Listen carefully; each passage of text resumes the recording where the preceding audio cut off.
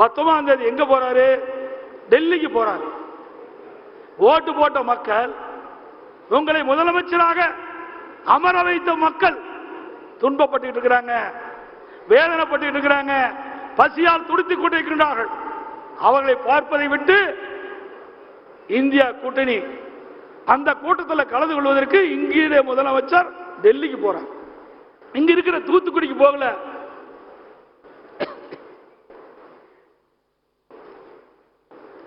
வாக்களித்த மக்களை பார்க்கவில்லை, அதுக்கு நேரம் இல்லை.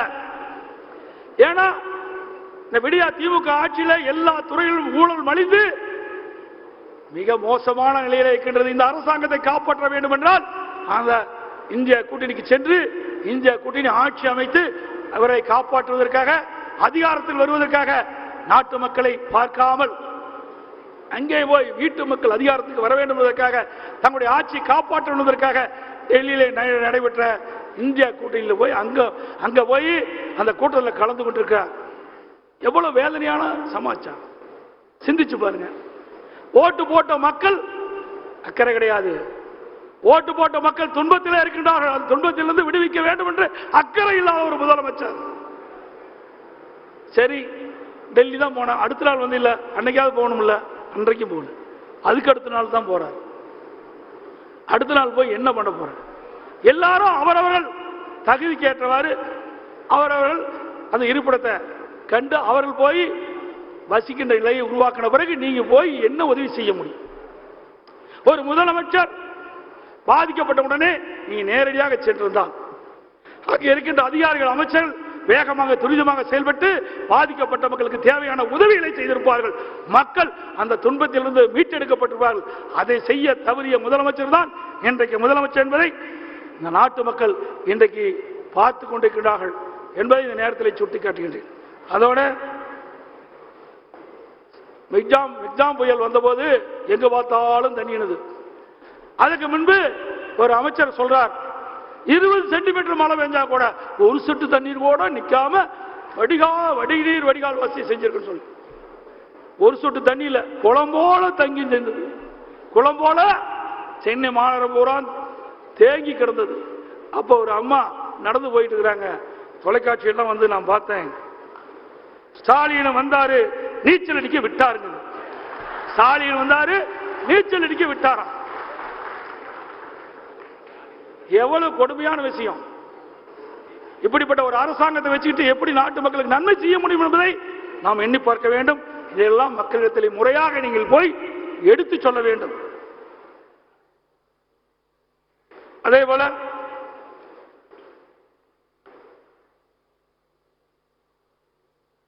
இன்றைக்கு வெள்ள பாதிப்பை பற்றி எப்பொழுது பார்த்தாலும் திரு ஸ்டாலின் பேச 2015 நீ என்ன செஞ்ச? அதை பாரு, நீ என்ன செஞ்ச? 2015 எப்படி வந்து நாட்டு மக்களுக்கு தெரியும். செம்பரம்பாக்கம் ஏரி இன்றைக்கு முதலமைச்சர் தவறான தகவலை சொல்லிக் கொண்டிருக்கிறார். செம்பரம்பாக்கம் ஏரியிலே 1 லட்சம் கனஅடி தண்ணீரை திறந்து வைத்தோம் என்று. இல்ல, வெறும் 35,000 கனஅடி தான் திறக்க முடியும், அதுக்கு மேல திறக்க முடியாது. அதுக்கு பின்னாடி அவர் பேசுறதை விட்டுட்டார். அதுக்கு கீழே இருக்கின்ற நூற்றுக்கணக்கான ஏரிகள் கனமழையால் அந்த ஏரிகள் நிரம்பி உபரி நீர் வெளியே வந்து அடையாறிலே சேர்ந்து குடியிருப்பு பகுதியிலே புகுந்ததுதான் அன்றைய நிலை.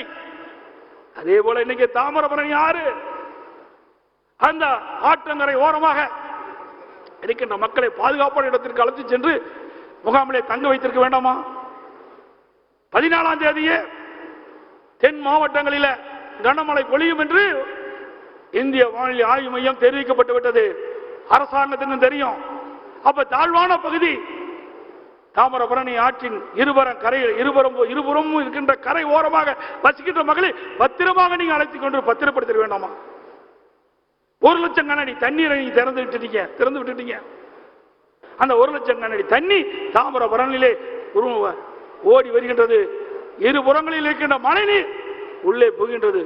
ஆக சுமார் 2 லட்சம் கனஅடி தண்ணி தாமிரபரணி ஆற்றிலே வெள்ளமாக வருகின்ற பொழுது அந்த திருநெல்வேலி மாநகர பகுதியில் உள்புற இருக்கிற சாலைகள் எல்லாம் நிரம்பி வீடுகள் எல்லாம் அடித்து செல்லப்பட்டு பல பேர் தண்ணீரில் அடித்து செல்லப்பட்டு விட்டார்கள். பல உயிர்கள், அங்கே விலை மதிக்க முடியாத உயிர்கள் இன்றைக்கு நாம் இழந்திருக்கின்றோம். இன்றைக்கு 33 உயிர்கள் போவதாக பத்திரிகையை பார்த்தேன். திருநெல்வேலியிலே 16 உயிர்கள் இன்றைக்கு விலை மதிக்க முடியாத உயிர்கள் இந்த வெள்ளத்தால் இழந்திருக்கும் என்ற செய்தியை நாம் பார்த்தோம். ஆக இந்த திமுக அரசு சரியான முறையிலே முன்னேற்பாடு செய்யப்பட்டிருந்தால் இந்த விலை மதிக்க முடியாத உயிரை காப்பாற்றிருக்கலாம்.